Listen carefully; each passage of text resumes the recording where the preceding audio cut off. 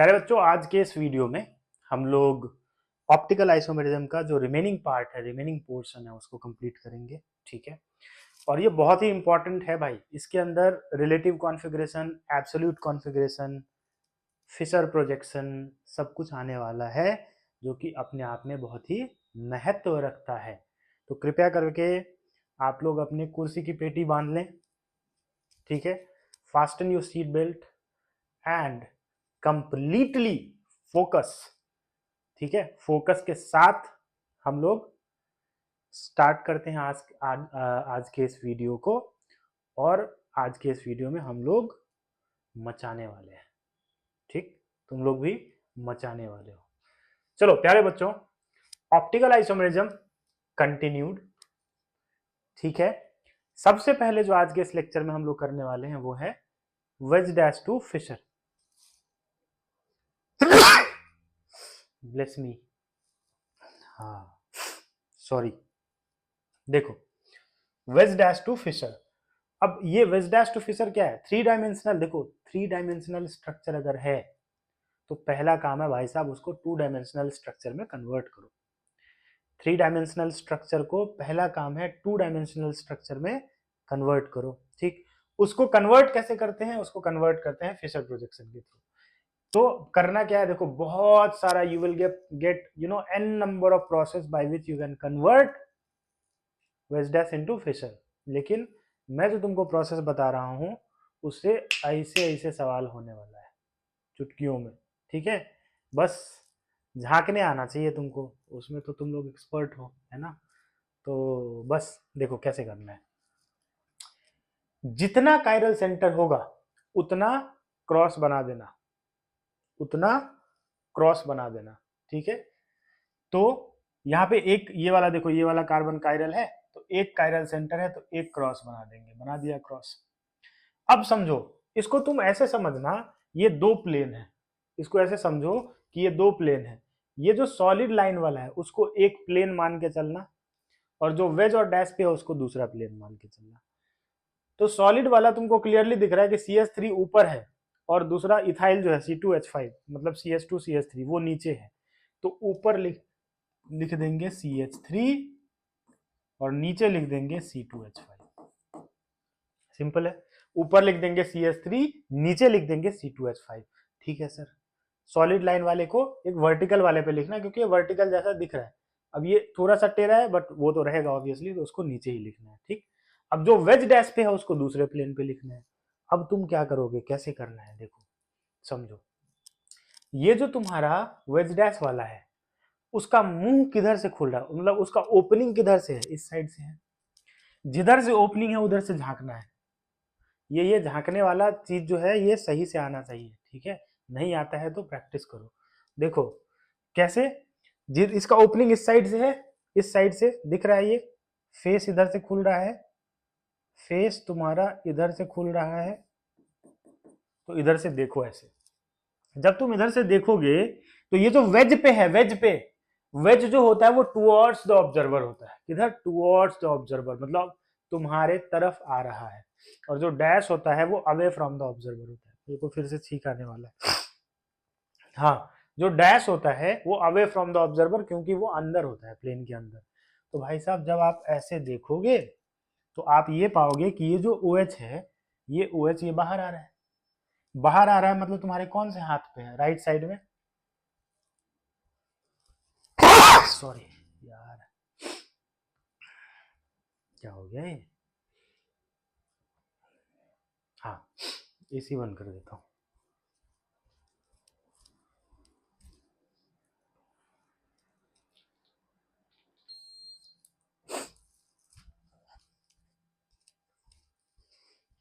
Okay, तुम लोग जानते हो मैं एडिटिंग वेडिटिंग नहीं करता हूँ, तो मैं ये सब काट वाट के नहीं हटाऊंगा। ठीक, अभी नहीं कर पाता हूँ, टाइम मिलेगा आने वाले भविष्य में। ठीक है, तो मैं देखूंगा एडिटिंग वगैरह, बट अभी तुमको मेरा ऑब्जेक्टिव है कि सही कंटेंट मिल जाए। इस 1 मिनट आधा मिनट जो अभी गया है, इससे तुम्हारा कुछ बहुत ज़्यादा नुकसान नहीं हो जाएगा। ऐसा लगे तो तुम उसको भगा देना, फॉरवर्ड कर देना। ठीक है, okay, let's get back to work. जिधर से इसका मुंह खुला हुआ है उधर से झांको। जब तुम झांकोगे तो तुम ये पाओगे कि ये जो OH है जो वेज पे है वो तुम्हारे राइट साइड में आ रहा है। क्यों? क्योंकि ऊपर है तो तुम ऐसे हो, और ये ऊपर आ रहा है तो तुम्हारे कौन से साइड में आ रहा है? राइट। तो राइट में लिख दो OH को, और जैसे ही राइट में OH गया तो लेफ्ट में कौन आ जाएगा? H, क्योंकि जो डैश पे है वो लेफ्ट में आएगा, क्योंकि ये दूसरा प्लेन है, इस प्लेन पे वेज डैश आएगा। ठीक, वन मोर टाइम। जिधर से इसका ओपनिंग है, जिधर से इसका ओपनिंग है उधर से इसको झांका। झांका तो मैंने देखा OH है वेज पे, वेज पे है मतलब हमारे कौन से हाथ पे है? वेज मतलब बाहर आ रहा है, और राइट साइड में ही आएगा ना बाहर, क्योंकि इधर से झांक रहे हैं तो राइट साइड में, राइट में OH लेफ्ट में H, बस दैट्स इट। ये इसका फिशर हो गया, सिंपल है। अच्छा, अगर ऐसा है तो एक बार ये तुम लोग फोटो वोटो अपना ले लेना भाई, लिख लेना इसको। अब देखो, अगर ऐसा है तो इस क्वेश्चन को देखो।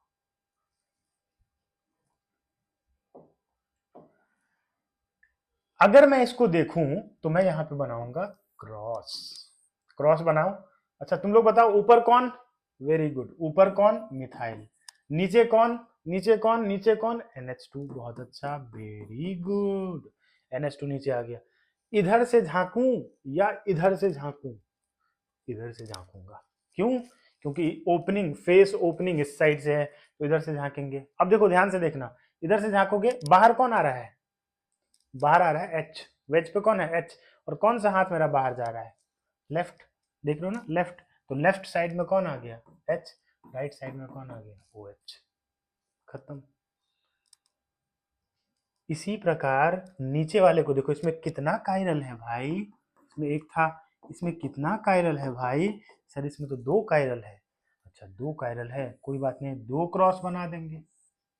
2 कायरल है, कितना क्रॉस बनाएंगे? 2 क्रॉस बना देंगे। ऊपर कौन है? ऊपर CH3। अच्छा, यहाँ कुछ नहीं दिख रहा है, मतलब कौन है? मिथाइल है। यहाँ भी क्या है? मिथाइल। नीचे कौन है? CH3। अब मैं इस कार्बन की बात कर रहा हूँ, इस कार्बन की। इसको किधर से देखूंगा? इधर से या इधर से? सर इधर से देखेंगे। इधर से देखा, वेज पे कौन है? Br। वेज बाहर आता है, लेफ्ट साइड में कौन आएगा? Br। राइट में कौन आएगा? H। उसको किधर से झांकोगे?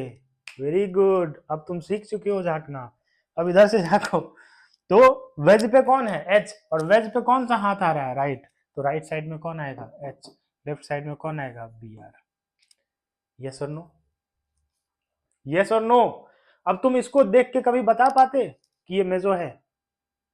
इसको देख के कभी बता पाते मेजो है? लेकिन जैसे ही फिशर बना तो तुमको दिख रहा होगा, सर यहाँ तो प्लेन ऑफ सिमेट्री आ गया। चूंकि यहाँ प्लेन ऑफ सिमेट्री आ गया, इसके पास 2 कायरल कार्बन है, बावजूद इसके ये ऑप्टिकली इनएक्टिव होगा।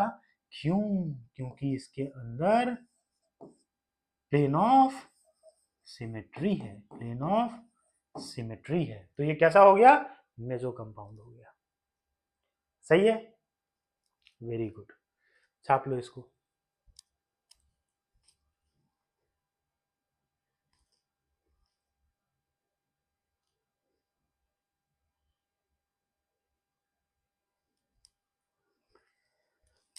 आगे बढ़ते हैं। तो अब आई होप कि तुम अब ये वेज डैश को फिशर में कन्वर्ट कर लोगे। ठीक है, अब आते हैं रिलेटिव कॉन्फ़िगरेशन पे। भाई रिलेटिव दो कॉन्फ़िगरेशन होता है, एक होता है रिलेटिव, एक होता है एब्सोल्यूट। ठीक है, मतलब अगर मान लो कि एक कंपाउंड है, उसमें 2 कायरल सेंटर है, ठीक है, और बोलेगा इसका IUPAC नाम लिखो। तो जब तुम उसका IUPAC नाम लिखोगे तो तुम क्या बताओगे कि कौन सा? 2 कायरल सेंटर है ना, तो उस दोनों कायरल सेंटर को भी तो सेपरेट करना पड़ेगा, उसका भी तो कुछ नाम देना पड़ेगा। तो उसका नाम हम लोग देते हैं यही रिलेटिव और एब्सोल्यूट। रिलेटिव तो आउटडेटेड है, बट चूंकि सिलेबस में है तो पढ़ना है। मेनली हम लोग यूज कौन सा करते हैं आज के जमाने में? एब्सोल्यूट। RS नोमेनक्लेचर वो अगले स्लाइड में आएगा। तो बेटा क्या है रिलेटिव कॉन्फ़िगरेशन? देखो रिलेटिव कॉन्फ़िगरेशन जो है वो ग्लिसरल्डिहाइड के रिस्पेक्ट में होता है। किसके रिस्पेक्ट में? ग्लिसरल्डिहाइड के रिस्पेक्ट में। तो रिलेटिव कॉन्फ़िगरेशन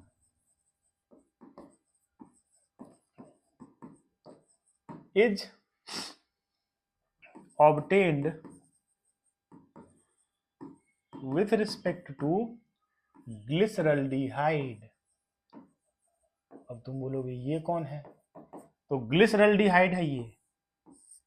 ऊपर है CHO, यहाँ है OH, यहाँ है H और नीचे है CH2OH। ये है आपका ग्लिसरल्डिहाइड। ग्लिसरल्डिहाइड में एक बात ध्यान रखना है कि ये वाला जो पोर्शन है तुम्हारा नीचे वाला पोर्शन, ये जो OH है इसको देखो, OH अगर राइट साइड में है तो इसको बोलते हैं डीग्लिसरल्डिहाइड, कैपिटल डी। कौन सा? Capital D. स्मॉल डी और स्मॉल एल अलग था, वो था डेक्स्ट्रो और लिवो, कैपिटल डी है ये, ठीक है। और अगर यही OH लेफ्ट में आएगा तो उसको एल बोलेंगे।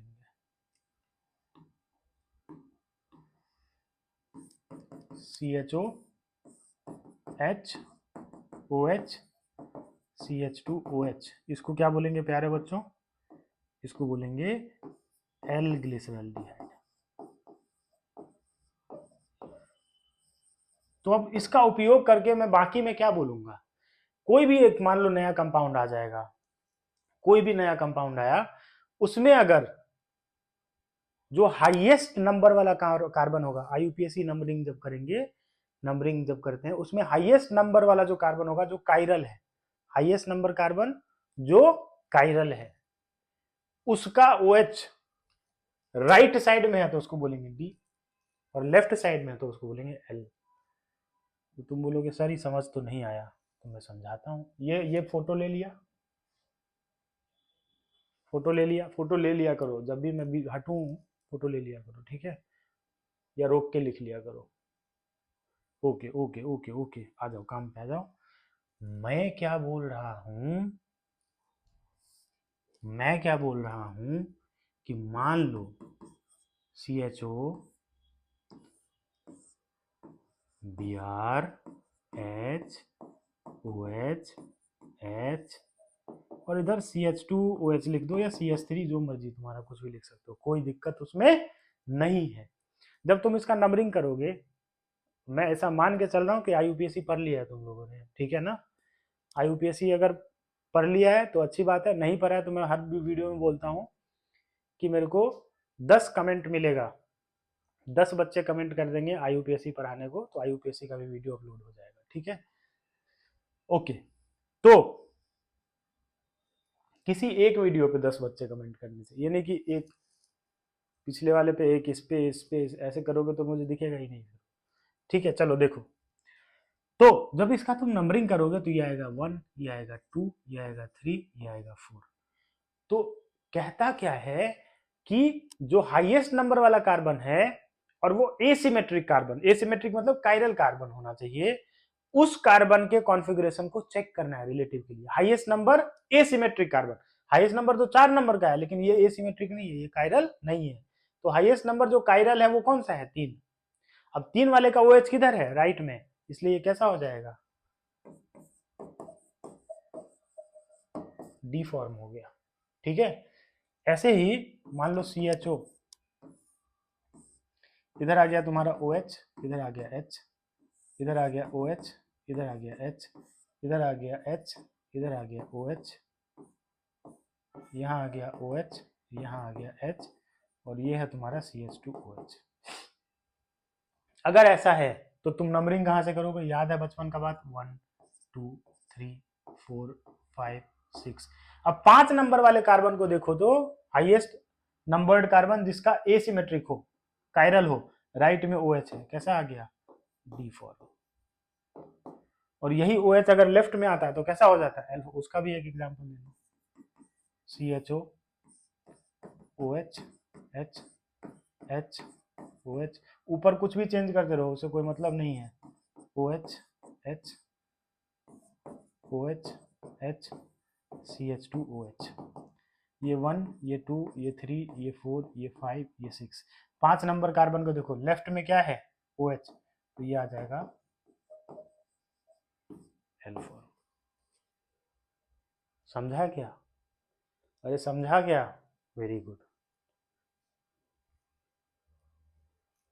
चलो आगे बढ़ते हैं, कर लेना इसको, सिंपल है। ये रिलेटिव कॉन्फ़िगरेशन है, ग्लिसरल्डिहाइड के रिस्पेक्ट में होता है। अब आते हैं RS, ये एब्सोल्यूट कॉन्फ़िगरेशन है, इसको अपन क्या बोलते हैं? Absolute configuration. इसमें टाइम लगेगा, ये बहुत इंपॉर्टेंट है। देखो पहली बात तो ये कि मान लो मैं ग्लिसरॉल्डिहाइड को ही पकड़ता हूँ, ठीक है। अब ये मैं मान के चल रहा हूँ कि तुम लोगों ने सीआईपी रूल वाला वीडियो देख लिया है। सीआईपी रूल किसमें था? जब मैं ईजेड सिस्टम बताया था ज्योमेट्रिकल आइसोमेरिज्म में, उसमें मैंने बताया था कि सीआईपी रूल क्या होता है, कान in gold pre log rule. एक बार क्विक रिकैप करते हैं। हम लोग प्रायोरिटी डिसाइड करने के लिए सीआईपी रूल यूज करते हैं। तो क्या करते हैं, उसमें एटॉमिक नंबर के हिसाब से डिसाइड होता है, तुम एटॉमिक मास के हिसाब से डिसाइड कर सकते हो। जो भी ग्रुप्स अटैच्ड होंगे, जो भी ग्रुप्स अटैच्ड होंगे, उसमें फर्स्ट पॉइंट ऑफ डिफरेंस, मतलब पहला एटम कौन जुड़ा हुआ है जहां पे डिफरेंस है। मान लो कि दो ग्रुप है, एक है CH3 एक है C2H5, तो दोनों में पहला है तो कार्बन कार्बन ही है। तो अब देखोगे कि उस कार्बन से क्या जुड़ा है, तो CH3 वाले में कार्बन से हाइड्रोजन ही है बस, बट C2H5 वाले में कार्बन से हाइड्रोजन के अलावा एक और कार्बन है, तो उसकी प्रायोरिटी ज्यादा हो जाएगी, क्योंकि हाइड्रोजन और कार्बन में प्रायोरिटी किसकी ज्यादा होगी, मास किसका ज्यादा होगा, कार्बन का। ठीक है, ऐसे डिसाइड करना है फर्स्ट पॉइंट ऑफ डिफरेंस पे। ठीक है, तो आते हैं सीआईपी रूल का यूज करेंगे यहाँ पे। तो मान लिया जाए प्यारे बच्चों कि हमारे पास है ये डीग्लिसरॉल्डिहाइड, डीग्लिसरॉल्डिहाइड, ठीक है। अब बोला बताओ ये आर है कि एस है, तो इसका रूल क्या है, एक है सीक्वेंस रूल। सीक्वेंस रूल क्या कहता है कि पहले भाई साहब सीआईपी रूल के हिसाब से 1 2 3 4 नंबरिंग असाइन करो। क्या करो, 1 2 3 4 नंबरिंग असाइन करो। तो तुम लोग बताओ, ये अब ये नहीं कि CHO दिखा प्रायोरिटी, मतलब IUPAC वाला प्रायोरिटी ज्यादा है तो यहाँ 1 लिख दिया, ये IUPAC नहीं है, ठीक है ना। यहाँ प्रायोरिटी किसके हिसाब से डिसाइड होगा, सीआईपी रूल के हिसाब से। सीआईपी रूल के हिसाब से अगर मैं डिसाइड करता हूं तो ये पहला कार्बन है, ये पहला ऑक्सीजन है, ये पहला कार्बन है, ये पहला हाइड्रोजन है, तो ऑक्सीजन का प्रायोरिटी ज्यादा होगा। फर्स्ट पॉइंट ऑफ डिफरेंस, पूरा का मास मत जोड़ने लग जाना, पहला ऑक्सीजन पहला कार्बन पहला कार्बन, तो पहला वाला जो है ऑक्सीजन का प्रायोरिटी ज्यादा होगा। अब देखेंगे यहाँ कार्बन है, यहाँ भी कार्बन है, कार्बन से कौन है, ऑक्सीजन, यहाँ कार्बन से कौन है, ऑक्सीजन, हाइड्रोजन भी है, हाइड्रोजन यहाँ भी है, बट कार्बन से ऑक्सीजन है और डबल बॉन्ड ऑक्सीजन है, तो डबल बॉन्ड वाले ओ ऑक्सीजन का प्रायोरिटी क्या होता है, ज्यादा होता है। ठीक है, डबल बॉन्ड वाले का ज्यादा होगा। अगर मान लो कहीं पे कार्बन डबल बॉन्ड है और कहीं कार्बन ट्रिपल बॉन्ड है, तो कार्बन ट्रिपल बॉन्ड का प्रायोरिटी ज्यादा होगा। कहीं पे कार्बन नाइट्रोजन के साथ डबल बॉन्ड है और कार्बन नाइट्रोजन के साथ ट्रिपल बॉन्ड है, तो ट्रिपल बॉन्ड वाले का प्रायोरिटी ज्यादा होगा। ठीक है, तो इसका बेटा प्रायोरिटी क्या हो गया, 2, इसका क्या हो गया 3, और इसका क्या हो गया 4। सीक्वेंस रूल क्या कहता है, देखो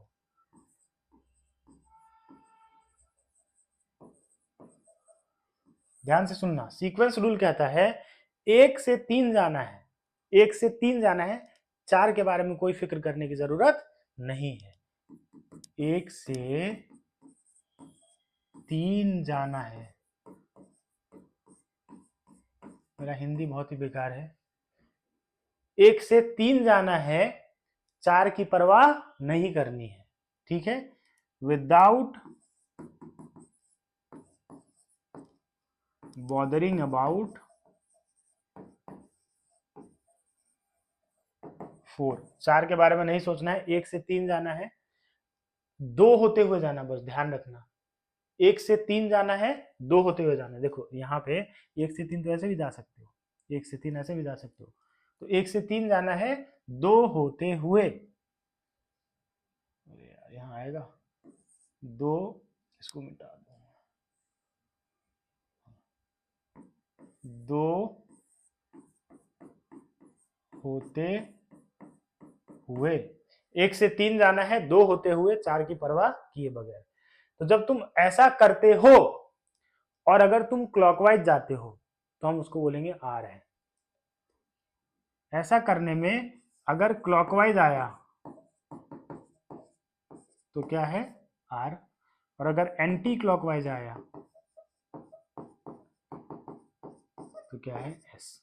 अब समझो, यहां पे काम खत्म नहीं हुआ है, क्लॉकवाइज आया तो आर, एंटी क्लॉकवाइज आया तो एस, प्रोवाइडेड कि जो लीस्ट प्रायोरिटी ग्रुप है वो वर्टिकल लाइन पे होना चाहिए। ये तभी संभव है जब लीस्ट प्रायोरिटी ग्रुप वर्टिकल पे होना चाहिए, यहां लीस्ट प्रायोरिटी कहां पे है, हॉरिजॉन्टल पे। तो प्रोवाइडेड, इसमें कंडीशन क्या है, लीस्ट प्रोवाइडेड या कंडीशन क्या है, least priority group is at vertical position. जो 4 नंबर का ग्रुप है वो वर्टिकल पे होना चाहिए, या तो ऊपर या नीचे। अगर ऐसा होगा तो 1 से 3 जाने पे अगर तुम क्लॉकवाइज गए हो तो हो जाएगा आर, और एंटी क्लॉकवाइज गए हो तो हो जाएगा एस, अगर ऐसा होगा तो। और अगर मान लो वर्टिकल पे नहीं है तो अगर तुम्हारा आर आया है तो उसका एस कर दो, एस आया है तो उसका आर कर दो, पलट दो बस। सर जल्दी जल्दी बोल दिया यार, समझ ही नहीं आया, दोबारा सुनो। क्या बोल रहा हूं कि अगर लीस्ट प्रायोरिटी ग्रुप वर्टिकल पे है 4 नंबर वाला, और 1 से 3 गए 2 होते हुए, ऐसे करने में अगर तुम क्लॉकवाइज जाते हो, घड़ी की दिशा में जाते हो, तो वो आर होगा। और अगर एंटी क्लॉकवाइज जाते हो, घड़ी की विपरीत दिशा में, तो वो एस होगा। ठीक, अगर वो वर्टिकल पे नहीं है, हॉरिजॉन्टल पे है, तो तुम्हारा अगर आर आया था तो उसका एस कर दो, और अगर एस आया था तो उसका आर कर दो, पलट दो बस। जैसे इस प्रश्न के अंदर अगर मैं देखूं तो मैं 1 से 3 जाऊंगा, 2 होते हुए, 4 की परवाह नहीं करनी है, 4 रास्ते में आए नहीं आए उससे कोई मतलब नहीं है। 1 से 3 गए, 2 होते हुए, कैसा दिख रहा है, एंटी क्लॉकवाइज। एंटी क्लॉकवाइज है तो क्या होना चाहिए था, एस, लेकिन हमारा आंसर क्या आएगा, आर। क्यों आएगा आर, क्योंकि लीस्ट प्रायोरिटी ग्रुप हॉरिजॉन्टल पे है, यही वर्टिकल पे रहता तो हमारा आर का आर ही रह जाता, सॉरी एस का एस ही रह जाता। समझा, एंटी क्लॉकवाइज है, एस आना चाहिए था, एस का क्या कर दिया, आर कर दिया। समझ आया होगा। अभी और भी क्वेश्चंस करेंगे, लिख लो इसको। चलो आगे देखते हैं।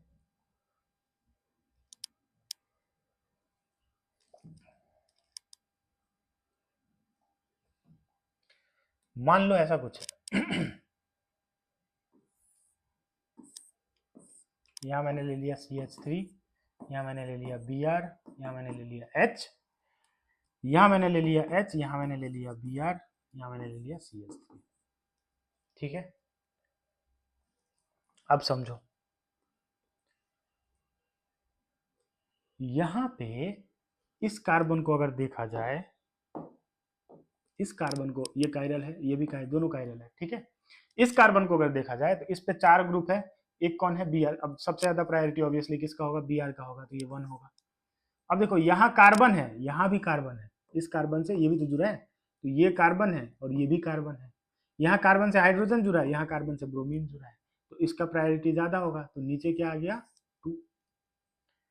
अब ये 1, ये 1, ये 2, अब ऊपर वाला आ गया 3, ये वाला आ गया 4। कोई समस्या नहीं है। 1 से जाना है 3, 2 होते हुए, 4 की परवाह नहीं। 1 से 3 तो ऐसे भी जा सकते हैं, बट 2 नहीं आ रहा है, तो 1 से 3 ऐसे जाएंगे। अब अगर ऐसे गए तो ये तुमको क्लियरली दिख रहा है कि क्लॉकवाइज है।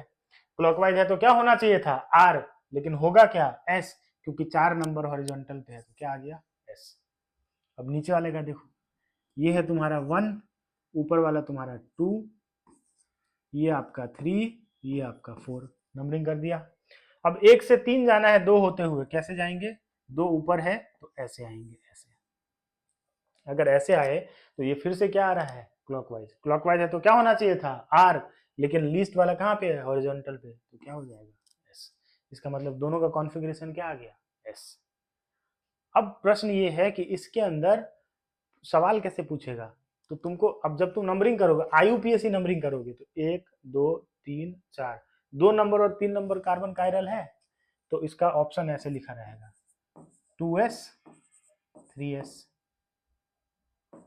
2r 3s, 2r 3r, ऐसे करके चारों, एक और ऑप्शन रहेगा, तो तुमको इसमें से टिक करना होगा। तो तुम क्या टिक करोगे, 2s 3s, क्योंकि 2 वाला भी ऐसे है, 3 वाला भी ऐसे है, चाहे तुम नीचे से नंबरिंग करो चाहे ऊपर से नंबरिंग करो। Got my point sorry, got my point, good. यही तरीका है आरएस के लिए, ठीक है। और अगर वेज डैश दे रखा है तो पहले उसको फिशर में कन्वर्ट करना, तब आरएस करना, नहीं तो कंफ्यूज हो जाओगे, मामला गड़बड़ हो जाएगा, ठीक है। आई होप कि तुम लोगों को आरएस समझ आ गया। ओके, एक प्रश्न देता हूं, उस प्रश्न को तुम लोग करना और कमेंट करना।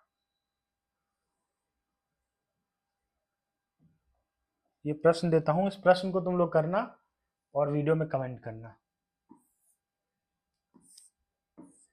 यहाँ मैंने दे दिया COH, यहाँ मैंने दे दिया CHO, यहाँ मैंने दे दिया NH2, यहाँ मैंने दे दिया H, यहाँ मैंने दे दिया OH, यहाँ मैंने दे दिया H। इसमें तुमको बताना है कि आंसर क्या है। ऑब्वियसली IUPAC नंबरिंग करेंगे तो 2 और 3 वाला कायरल है। अब तुमको बताना है कि कौन नंबरिंग कैसे होगा, ऊपर से नंबरिंग होगा कि COH का प्रायोरिटी ज्यादा होता है। तो तुमको बताना है 2 क्या है और 3 क्या है। ठीक है, चलो कमेंट करना तुम लोग, फिर मैं फाइनल आंसर बताऊंगा। चलो ये प्रश्न रहा आपके लिए, ये आपका होमवर्क है। ठीक है, चलते हैं आगे बिना समय वेस्ट किए। अब देखो ये टार्टरिक एसिड है, optical isomerism in tartaric acid अपने को देखना है।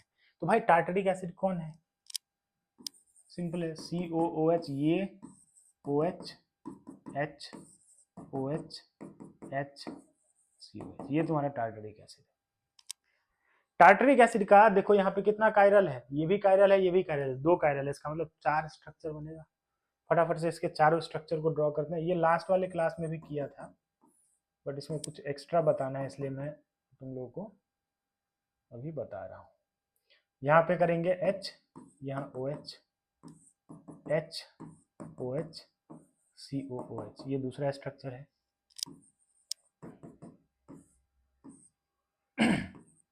OH HOH COH,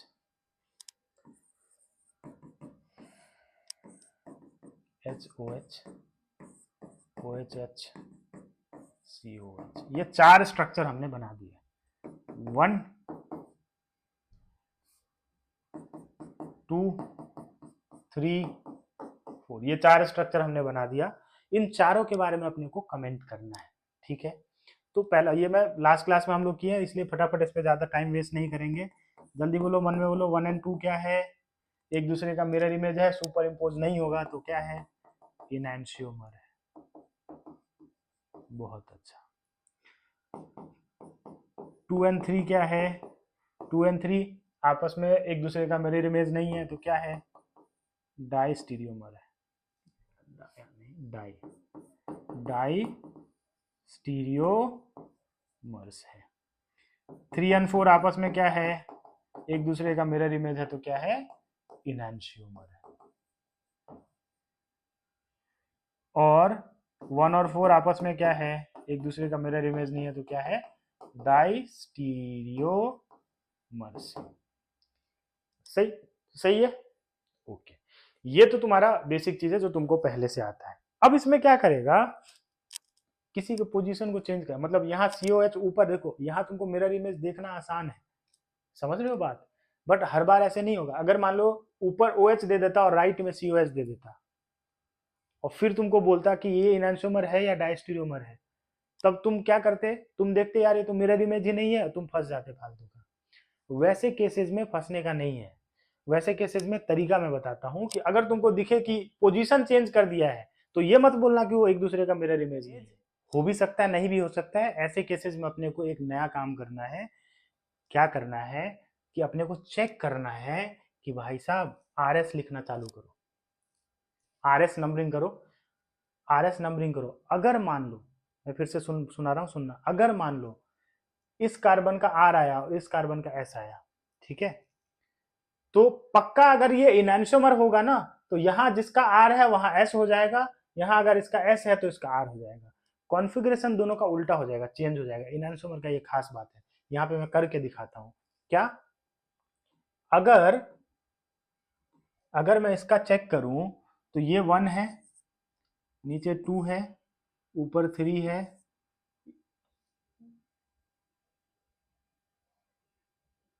नहीं ऊपर वाला 2 आएगा, इसको मिटाना पड़ेगा। क्यों आएगा 2 बताता हूं। चलो देखो, अगर इस कार्बन को देखो तो इस कार्बन से 2 ऑक्सीजन है, उसमें से एक ऑक्सीजन डबल बॉन्ड वाला है, ठीक है।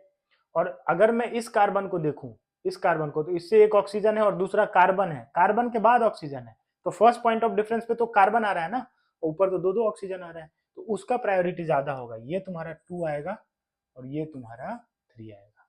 सही है, ये OH1 है, ऊपर वाला 2 आएगा, नीचे वाला 3 आएगा, और इधर तुम्हारा 4 है। 1 से 3 जाना है बेटा, 2 होते हुए ये 2 है, ठीक है ना, ये 2 नंबर, ये नीचे वाला 3 नंबर। 1 से 3 जाना है, 2 होते हुए ऐसे आएंगे, कैसे आए, एंटी क्लॉकवाइज।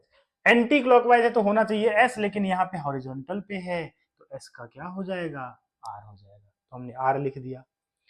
इसका अब इसी का उल्टा बस इस कार्बन को देख लो, ये पक्का ये R आया है, पक्का S होगा। देखो ये 1 है, ऊपर वाला 2 है, नीचे वाला 3 है, इधर वाला 4 है। 1 से 3 जाना है, 2 होते हुए ऐसे आया, ये कैसा घूम रहा है, क्लॉकवाइज। क्लॉकवाइज घूम रहा है तो क्या होना चाहिए, R, लेकिन हॉरिजॉन्टल पे है 4 नंबर, तो क्या हो जाएगा, S। तो ये R था, इसका S आ गया। क्यों, क्योंकि ये एक दूसरे का एनांशियोमर है, तो ये ऐसा होगा। नीचे वाले का तुम चेक करो, ये 1 है, ये 2 है, ऊपर 3 है, ये 4 है, 1 से 3 जाना है, 1 2 ऊपर 3, ऐसे जाएंगे, ऐसे जाएंगे, तो कैसा आया, क्लॉकवाइज। कैसा आया, क्लॉकवाइज। क्लॉकवाइज का क्या होना चाहिए, R, लेकिन हॉरिजॉन्टल पे है तो क्या होगा, S। अब मैं तुमको सीधा सीधा बोल रहा हूं कि अगर ये S है तो ये R होगा पक्का। देखो ये 1 है, ये 2 है, ये 3 है, ये 4 है, 1 से 3 जाना है, 2 होते हुए ऐसे जाएंगे, ये कैसा है, एंटी क्लॉकवाइज। एंटी क्लॉकवाइज का S है, S का क्या हो गया, R। देखो ऊपर वाले का कॉन्फ़िगरेशन R था, ये S हो गया, इसका S था, ये R हो गया। मुद्दे की बात यह है कि इनैंशियोमर में एक दूसरे का कॉन्फ़िगरेशन चेंज हो जाता है, और यहीं पे अगर ये डाइस्टीरियोमर होता तो किसी एक का कॉन्फ़िगरेशन सेम रहता और दूसरे का चेंज हो जाता, किसी एक का कॉन्फ़िगरेशन सेम रहता और दूसरे का चेंज हो जाता, जो कि तुम 2 और 3 में देख सकते हो। ये 2 है, ये 3 है, ये 2 का हमने किया है, 3 का मैं करके दिखाता हूं। ये 1 है, ये 2 है, नीचे वाला 3 है, और ये 4 है। 1 से 3 जाना है, 2 होते हुए ऐसे आएंगे, ऐसे आए तो क्या आया, एंटी क्लॉकवाइज। एंटी क्लॉकवाइज है तो क्या होना चाहिए, S, लेकिन S का क्या हो गया, R। नीचे आ जाओ, ये 1, ये 2, ऊपर 3, इधर 4, 1 से 3 जाना है, 2 होते हुए जाएंगे, कैसा है, एंटी क्लॉकवाइज है। एंटी क्लॉकवाइज है तो क्या होना चाहिए, S।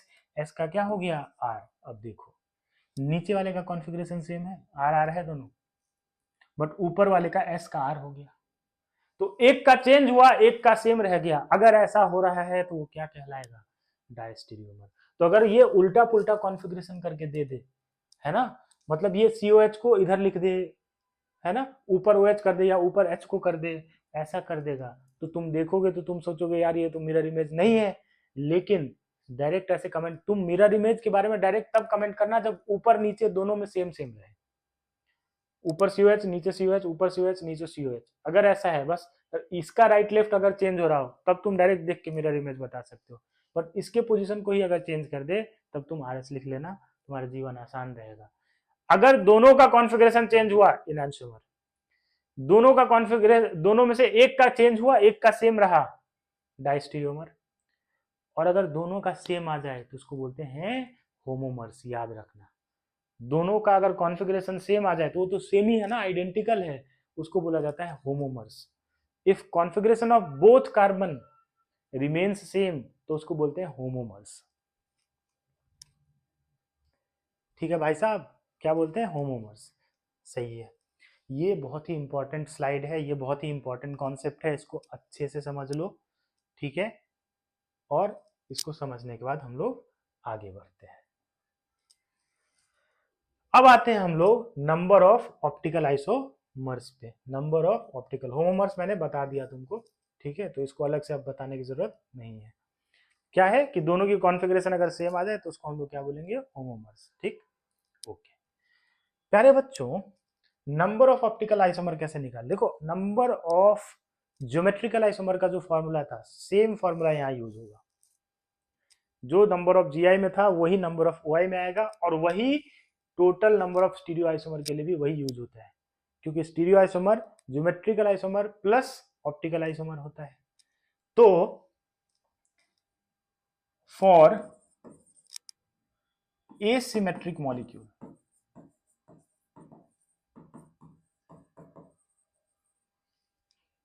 नंबर ऑफ स्टीरियो, मैं एक साथ स्टीरियो ही लिख रहा हूं, stereo isomers is equals to होता है 2n, where n is number of stereo center, number of stereo center. अब मान लो इसमें सिर्फ ऑप्टिकल आइसोमरिज्म करना है तो n क्या हो जाएगा, नंबर ऑफ कायरल सेंटर। और अगर बोला कि टोटल ज्योमेट्रिकल ऑप्टिकल सब मिक्स करके टोटल बताओ तो उसमें n हो जाएगा स्टीरियो सेंटर। उसमें तुमको ये भी चेक करना होगा कि कोई डबल बॉन्ड वाला तो नहीं है जिसमें ज्योमेट्रिकल आइसोमरिज्म हो रहा है, और ये भी चेक करना होगा कि कोई कायरल तो नहीं है। क्वेश्चन जम के करेंगे, अगले लेक्चर में सिर्फ क्वेश्चन करना है। इसमें भी इस पे अभी 2-3 क्वेश्चन करवा दूंगा, बट जो नेक्स्ट लेक्चर होगा उस लेक्चर के अंदर ज्योमेट्रिकल और ऑप्टिकल दोनों का कंबाइन करके क्वेश्चंस, मतलब कल जो वीडियो आएगा उसमें हम लोग ज्योमेट्रिकल और ऑप्टिकल के अच्छे क्वेश्चंस पूरे कर लेंगे, ठीक है। JEE NEET, JEE advance, JEE main, NEET सबके लेवल का कर लेंगे, ठीक।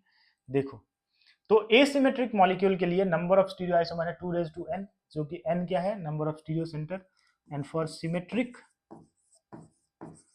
सिमेट्रिक मतलब ऐसा मॉलिक्यूल जिसमें प्लेन ऑफ सिमेट्री या फिर सेंटर ऑफ सिमेट्री हो, तो उसके लिए नंबर ऑफ स्टीरियो आइसोमर्स कितना होगा, 2n-1 plus 2p-1, where p is equals to n/2 अगर n इवन है तो, और p is equals to n+1/2 अगर n ऑड है तो।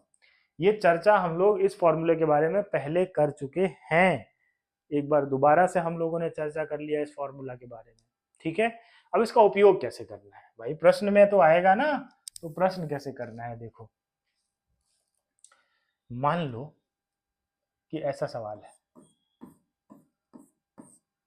यहाँ Cl लगा दिया, यहाँ Br लगा दिया, यहाँ I लगा दिया। अब देखो इसके अंदर 3 कायरल कार्बन है, 3 कायरल सेंटर है। कितने कायरल सेंटर्स हैं प्यारे बच्चों, 3, 1, 2, 3 कायरल सेंटर्स है। और क्या ये इसमें प्लेनोसिमेट्री है, बिल्कुल नहीं है, तीनों अलग अलग है, कहां से आएगा, प्लेनोसिमेट्री नहीं है। तो इसका मतलब ये कैसा है, ये एसिमेट्रिक मॉलिक्यूल है। n का वैल्यू कितना आएगा, 3। बोलेगा नंबर ऑफ स्टीरियो आइसोमर बताओ कितना है, नंबर ऑफ स्टीरियो आइसोमर्स कितना है, तो इसका आएगा 2^3 यानी कि 8। अब मजे की बात क्या है कि इसके अंदर ज्योमेट्रिकल भी होगा, तो क्या ज्योमेट्रिकल अलग से निकालना है, नहीं। क्या ज्योमेट्रिकल अलग से फाइंड आउट करना है, नहीं, इसी में काउंट हो गया, राइट, इसी में काउंट हो गया। वो ज्योमेट्रिकल ऑप्टिकल सारे इसके अंदर काउंट हो जाते हैं। ये फॉर्मूले में यही खास बात है कि तुमको अलग से कुछ फाइंड आउट करने की जरूरत नहीं है, सिंपल। अगर मान लो ऐसा प्रश्न होता, यहां मैं लगा देता Me मतलब मिथाइल, यहां मैं लगा देता डबल बॉन्ड, यहां मैं लगा देता Br, और पूछता बताओ इसका कितना स्टीरियो आइसोमर है। एक बार खुद से ट्राई करो, फिर मैं बताता हूं।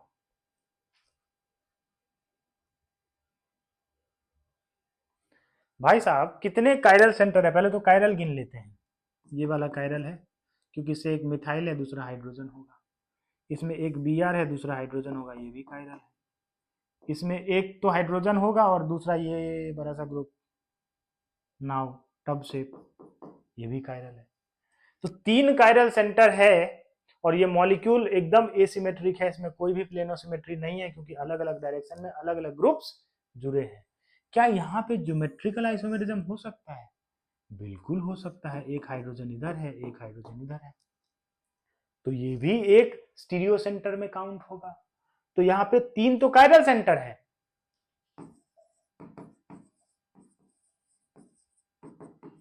और एक जियो सेंटर है जिसके अबाउट ज्योमेट्रिकल आइसोमेरिज्म होगा। तो जियो सेंटर कितना है, 1 है। तो टोटल स्टीरियो सेंटर कितना आ गया, टोटल स्टीरियो सेंटर 4 है। तो नंबर ऑफ स्टीरियो आइसोमर्स आ गया 2 पावर 4 यानी कि 16। समझा क्या? समझा ना? सिंपल चीज है यार, कुछ ऐसा रॉकेट साइंस है ही नहीं। ज्योमेट्रिकल ऑप्टिकल अपने आप इसके अंदर काउंट हो जाता है। ठीक, अगले लेक्चर में, कल के लेक्चर में हम लोग सिर्फ और सिर्फ क्वेश्चंस करेंगे ज्योमेट्रिकल ऑप्टिकल के, अच्छे अच्छे प्यारे प्यारे क्वेश्चंस करेंगे। ठीक है, और उसके बाद हम लोग फिर अगले लेक्चर में मिलते हैं। तब तक के लिए बाय बाय, टेक केयर, शब्बा खैर, थैंक यू एवरीवन।